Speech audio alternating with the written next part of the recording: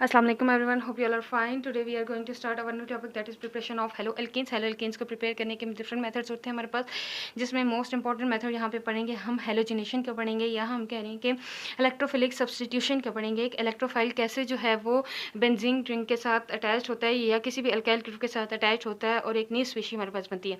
अगर benzene ring में हमारे पास हेलोजिनेशन होगी तो वो हमारे पास होगी एरोमेटिक, उस जैसे हम कहते हैं हेलो अल्केन्स कहते हैं, अल्काइल हैलाइड कहते हैं या हेलोजिनो अल्केन्स कहते हैं। तो वैसे ही हमारे पास स्पीशी आती है जब बेंजीन रिंग अटैच होता है तो वो एरोमेटिक हैलाइड कहते हैं, AR बॉन्ड X कहते हैं। AR means aromatic means benzene ring. अब बेंजीन रिंग में जब हेलोजिनेशन का प्रोसेस हमारे पास होगा तो रिजल्ट में जो ये स्पीशी बन रही है यहाँ पे, ये हमारे पास है एरोमेटिक हैलाइड। बेंजीन रिंग में जब हेलोजन ऐड होते हैं, हेलोजन हमेशा डायटोमिक फॉर्म में प्रेजेंट होते हैं, तो इसलिए यहाँ पे 2 है। तो डायटोमिक फॉर्म में जब हेलोजन जो है वो रिएक्ट करेगा बेंजीन के साथ, तो in the presence of catalyst that is FeX3 iron halide की प्रेजेंस में हमारे पास जो बन रहा है वहाँ एरोमेटिक हैलाइड बन रहा है और बाय प्रोडक्ट के तौर पे HX निकल रहा है यहाँ पे।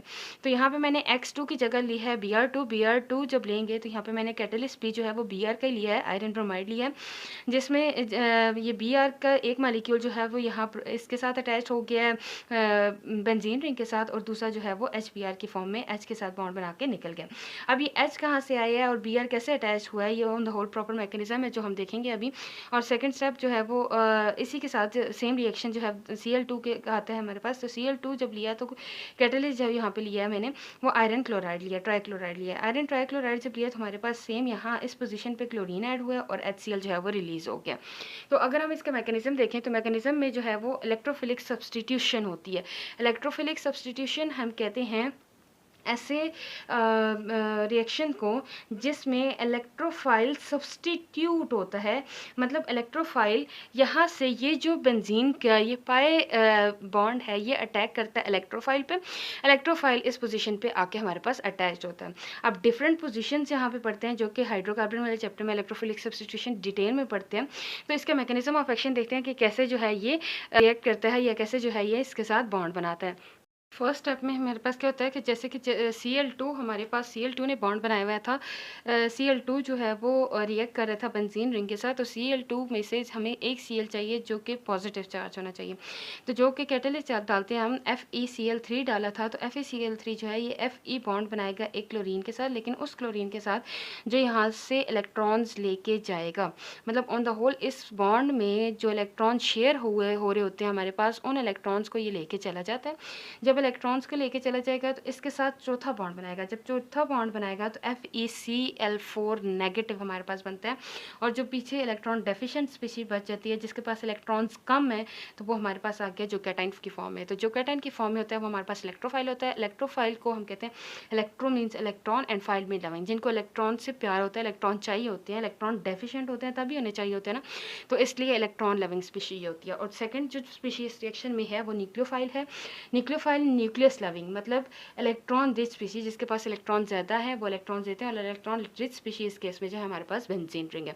बेंजीन रिंग जो है वो अब ये Cl पॉजिटिव हमारे पास बन गया। अब इस Cl पॉजिटिव पे जो है वो क्या करता है, अटैक करता है और इसके साथ हमारे पास बॉन्डिंग करता है। कैसे ये करता है कि ये जो बेंजीन रिंग है, बेंजीन रिंग का ये जो पाए इलेक्ट्रॉन्स है हमारे पास, ये पाए इलेक्ट्रॉन्स अटैक करते हैं या पाए बॉन्ड अटैक करता है उस इलेक्ट्रॉन डेफिशिएंट स्पीशी पे जो कि क्लोरीन पॉजिटिव है हमारे पास। जब इस पर अटैक करेगा तो क्लोरीन मालिक्यूल यहाँ पर, क्लोरीन हमारे पास इसके साथ अटैच हो गया।